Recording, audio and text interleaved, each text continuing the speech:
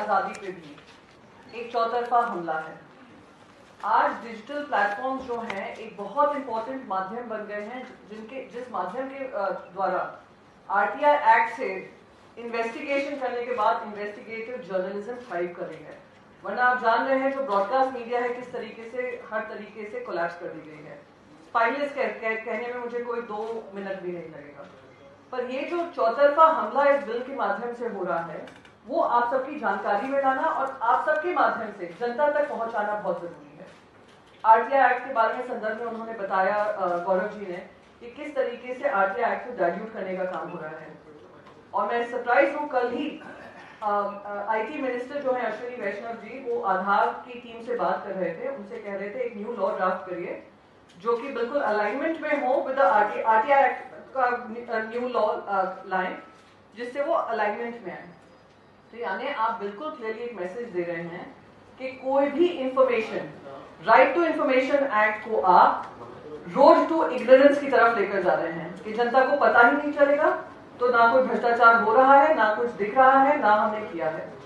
ये बहुत दुर्भाग्यपूर्ण है। सारे राज्यों में जो भ्रष्टाचार की बातें निकली हैं वो आरटीआई के माध्यम से ही निकली हैं, उसी पे सबसे बड़ा हमला हो रहा है। ये दुर्भाग्यपूर्ण है। और मैं आपको एक और चीज बताऊं, ये जो डीपीडीपी एक्ट था जो 2019 में पहले आया था उसमें कोई ऐसा प्रावधान नहीं था। 2021 में भी जो लाए थे जेपीसी के बाद उसमें भी ये प्रावधान नहीं था। 2023 में अपनी मनमानी कर इन लोगों ने इस प्रावधान को लाए हैं जिससे आरटीआई एक्ट को बिल्कुल नल एंड वॉइड करने की तरफ लेकर जाना है। यानी आरटीआई कानून तो होगा पर जो वेपन है आपके हाथ में, जो एक हथियार है आपके हाथ में, वो खत्म कर देंगे। दूसरा महत्वपूर्ण बात है जिस तरीके से प्रेस फ्रीडम की हम बात करते हैं, और शुरुआत में ही मैंने अपने ओपनिंग कमेंट में कहा कैसे इन्वेस्टिगेटिव जर्नलिज्म को खत्म करने की ओर बढ़ रहे हैं हम, कि कोई भी इन्वेस्टिगेशन को लेकर कोई भी अगर डेटा चाहिए आपको डेटा फिड्यूशियरी बना देंगे, और आप कोई भी डेटा स्टोर कर रहे हैं, आप उसका इस्तेमाल कर रहे हैं, उसके लिए आपको अकाउंटेबल बना देंगे। और उसमें फिर फीस भी लगेगी, वो भी होंगे, फाइन्स भी लगेंगे जो कि 200 करोड़ तक जा रहे हैं, 500 करोड़ तक भी जाने का हो सकता है। और द वर्स्ट पार्ट इज कि जो डेटा प्रोटेक्शन बोर्ड बन रहा है, डेटा प्रोटेक्शन बोर्ड जो बनेगा वो सेंट्रलाइज्ड इन नेचर होगा, यानी डिसेंट्रलाइज्ड भी नहीं है। जैसे अगर तमिलनाडु में तमिल बोला जाता है, वहां की पॉपुलेशन अलग है, तो उनको भी उसी के कमांड में ले आया जाएगा, सेंटर के कमांड में। महाराष्ट्र में मराठी बोलने वाले हैं, मराठी पर्सनल डेटा है, उसको भी सेंटर के कमांड में ला रहे हैं। कौन चेयरमैन बनेगा, कौन बोर्ड मेंबर्स होंगे, क्या उनकी सैलरीज होंगी, क्या उनके अलाउंसेस होंगे, क्या उन पे एक्शन किया जाएगा, वो भी केंद्र सरकार के ही नुमाइंदे डिसाइड करेंगे।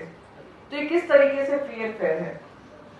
और साथ ही साथ सेंट्रल गवर्नमेंट के हाथ में ये भी पावर है कि वो डिसाइड करेंगे कौन इंफॉर्मेशन शेयर कर सकता है। प्राइवेट एंटिटीज भी, अगर हम प्राइवेट एंटिटी से भी इंफॉर्मेशन मांगेंगे वो भी उनको एग्जेम्प्ट कर सकते हैं फ्रॉम शेयरिंग इंफॉर्मेशन।